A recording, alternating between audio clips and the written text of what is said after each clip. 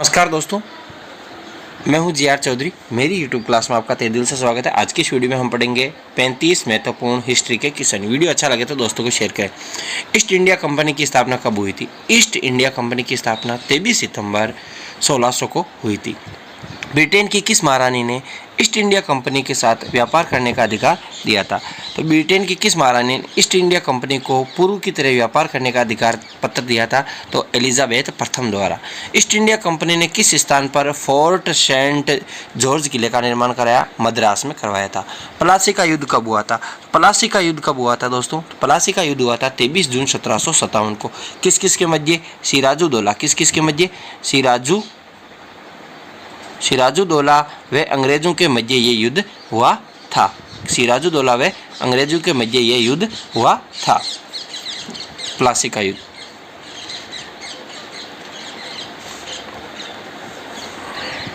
अगला है, बंगाल के नवाब कासिम व अंग्रेजों के मध्य 22 अक्टूबर 1764 को कौन सा युद्ध हुआ? तो ये बक्सर का युद्ध हुआ था। बक्सर का युद्ध किन किन के बीच हुआ? बंगाल के नवाब कासिम व अंग्रेजों के मध्य। कब हुआ? 22 अक्टूबर 1764 को। अंग्रेजों और रघुनाथ राव के मध्य सूरत की संधि कब हुई थी? तो सूरत की संधि आपको पता है 6 मार्च 1775 को हुई थी। द्वितीय अंग्रेज मराठा संघर्ष के पश्चात कौन सी संधि हुई? तो ये हुई थी सुरजी अर्जुन गांव की संधि। द्वितीय आंग्ल मसूर संघर्ष के दो पक्ष थे, तो अंग्रेज वर्सेस टीपू सुल्तान। रणजीत सिंह और अंग्रेजों के मध्य अमृतसर की संधि कब हुई थी? तो ये संधि हुई थी 25 अप्रैल 1809 को। अमृतसर की संधि कब हुई? 25 अप्रैल 1809। किन किन के मध्य? रणजीत सिंह और अंग्रेजों के मध्य। अगला है, लॉर्ड हार्डिंग ने सिखों के विरुद्ध युद्ध की घोषणा कब की? तो लॉर्ड हार्डिंग ने सिखों के विरुद्ध युद्ध की घोषणा 13 दिसंबर 1845 को की थी। 13 दिसंबर 1845। अगला है, ये युद्ध धर्म के नाम पर प्रारंभ हुआ था और स्वतंत्रता संग्राम में जाकर समाप्त हुआ। 1857 की क्रांति के बारे में यह कथन किसका था? तो यह कथन था सुरेंद्र नाथ सेन का। 1857 ईस्वी के स्वतंत्रता संघर्ष का प्रमुख कारण था अंग्रेजों की आर्थिक नीति, सामाजिक, धार्मिक, सैनिक कारण, अंग्रेजों की साम्राज्यवादी नीति का प्रसार, उपयुक्त सभी इनके कारण थे 1857 की क्रांति के।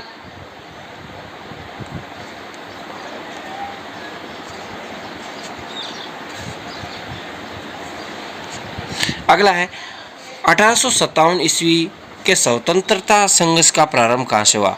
तो बैरकपुर छावनी के विद्रोह के साथ ही हुआ था, लेकिन सुनियोजित रूप से ये कहाँ से हुआ था? कमेंट बॉक्स में बताइए। लखनऊ में 1857 ईस्वी की क्रांति का दमनकर्ता कौन था? तो लखनऊ में 1857 ईस्वी की क्रांति का दमनकर्ता था कौन था? वो था कॉलिन कैंपवेल। 1857 ईस्वी की क्रांति का तत्कालिक कारण क्या था? तो 1857 ईस्वी की क्रांति का तत्कालिक कारण था चर्बी वाले कारतूसों का प्रयोग। दक्षिणी भारत में 1857 ईस्वी क्रांति के संघर्ष को गति देने वाले नायक का नाम बताइए। वेरी वेरी इंपॉर्टेंट क्वेश्चन है। तो दक्षिणी भारत में देने वाले थे रंगा बापूजी गुप्ते है वो। इसको 1857 क्रांति को संघर्ष देने वाले दक्षिणी भारत के नेता थे। वे कौन सा शहीद था जिसने चर्बी वाले कारतूस का प्रयोग करने से मना कर दिया था? तो मंगल पांडे ने चर्बी वाले कारतूसों का प्रयोग करने से मना कर दिया था।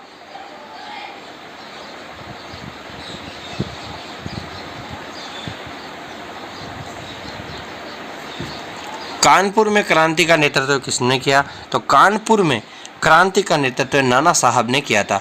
बिहार में क्रांति का नेतृत्व किसने किया? तो बिहार में क्रांति का नेतृत्व किसने किया था? तो बिहार में भी क्रांति का नेतृत्व नाना साहब ने किया था। सन्यासी विद्रोह का संबंध किस राज्य से? सन्यासी विद्रोह का संबंध किस राज्य से? सन्यासी विद्रोह का संबंध पश्चिम बंगाल से। किससे है? पश्चिम बंगाल से है।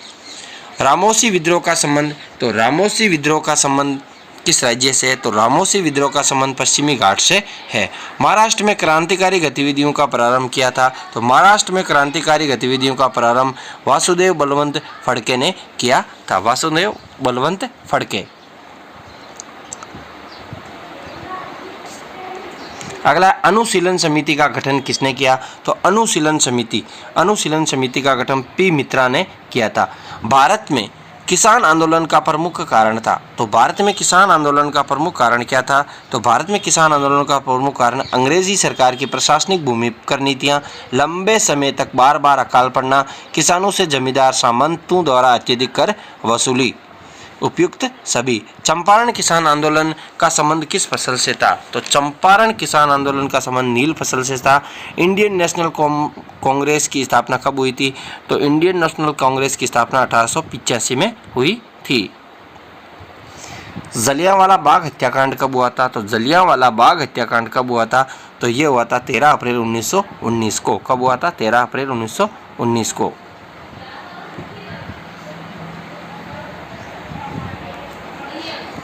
साइमन कमीशन की नियुक्ति कब हुई थी? तो साइमन कमीशन की नियुक्ति 1927 को हुई थी। गांधी जी ने पुणे सविनय अवज्ञा आंदोलन कब प्रारंभ किया? तो गांधी जी ने पुणे यह आंदोलन प्रारंभ किया था जनवरी 1932 में। प्रथम व्यक्तिगत सत्याग्रही थे? तो प्रथम व्यक्तिगत सत्याग्रही थे Vinoba Bhave. Very very important question. करो या मरो का नारा किसने दिया? तो करो या मरो का नारा दिया था, वो दिया था महात्मा गांधी ने। गोविंद गुरु ने कौन सी संस्था की स्थापना की? तो गोविंद गुरु ने कौन सी संप सभा की स्थापना की थी? गोविंद गुरु ने।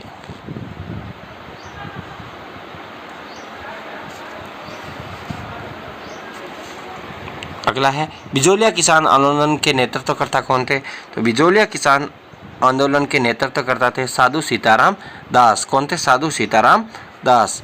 महात्मा गांधी ने किस हत्याकांड को दोहरी डायरी शाही की संज्ञा दी? तो महात्मा गांधी ने किस हत्याकांड को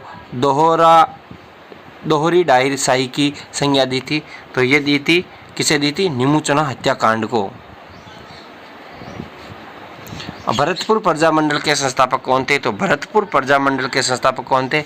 तो भरतपुर प्रजामंडल के संस्थापक थे किशन लाल। कौन थे? किशन लाल। यदि वीडियो अच्छा लगा हो तो अपने दोस्तों के साथ इस वीडियो को ज़्यादा से ज़्यादा शेयर करें। Thanks for watching us.